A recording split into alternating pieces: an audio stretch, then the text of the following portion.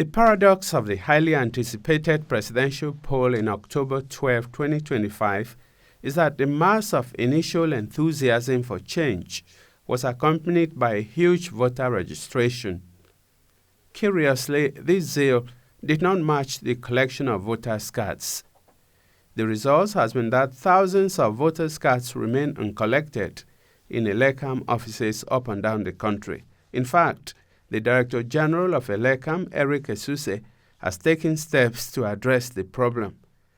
This begs the question, why do these voters' cards remain unclaimed? To begin with, some individuals may lack the awareness to collect their cards, or it could be an administrative issue such as an error in registration.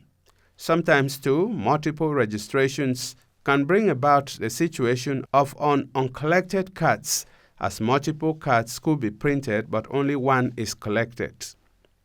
Having said that, the other non-negligible question is who benefits from this state of affairs? Well, no one really does, except for agents provocateurs and others without a democratic spirit. Clearly, the situation of uncollected cards can impact the overall electoral process and thus affect the legitimacy and credibility of the outcome of an election such as the one in question.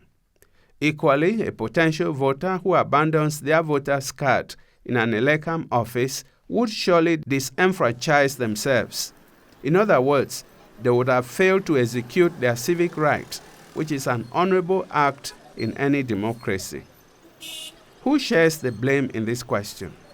Ultimately, individuals have themselves to blame for taking the time out to register on the electoral roll, but to decline from completing the process.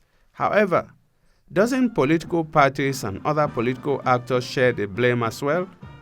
After all, it is they who engage voter registration campaigns with the people, but at the end fail to conclude with similar campaigns for voter card collection.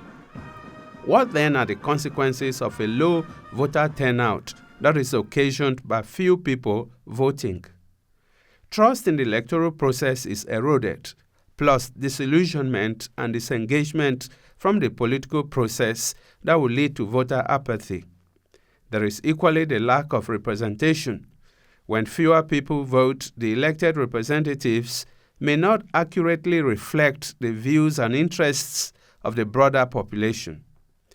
With legitimacy, the president elected with a low turnout may face questions about their legitimacy and mandate. Whereas a system where prospective voters register to vote and actually collect their cards to vote on election day can help in maintaining the integrity of the electoral process and ultimately help prevent electoral fraud.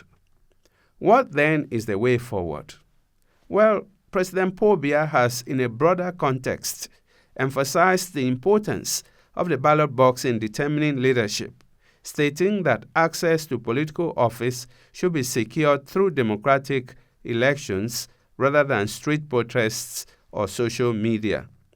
Therefore, it is in the interest of Cameroonians who want to protect their nascent democracy to clear Elecam offices of voters' cards. Political parties and activists need to engage their followers towards this exercise with the same enthusiasm as in the voter registration. Otherwise, what will be the essence of elections if only a small minority goes out there to vote? It's a wake-up call for all Democrats.